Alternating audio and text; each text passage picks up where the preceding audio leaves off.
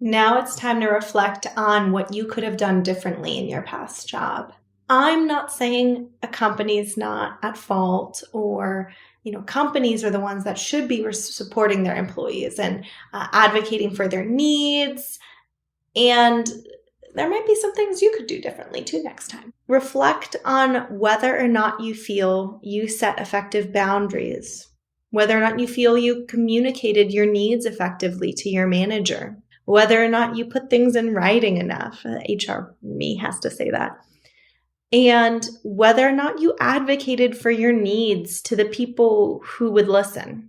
When you start out in a new job, it's the perfect time to set the tone for your expectations. It's a lot harder when you've been in a job for a year or 2 years, and then all of a sudden you go to therapy and you realize how effective boundaries are and the boundaries you wished you could have had.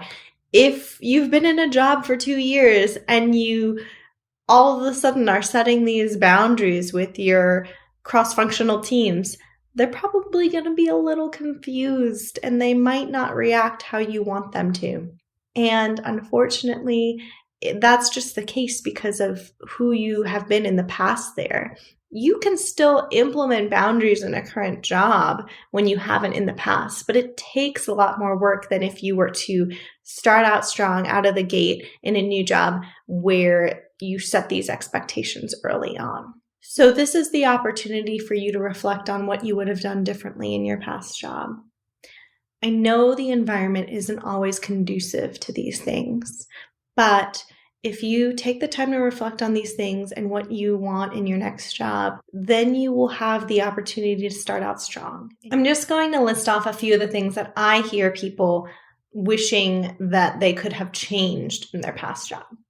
The first one, obviously, is boundaries. I hear managers say, I wish I would have communicated my boundaries more effectively with my direct reports around weekends and nights.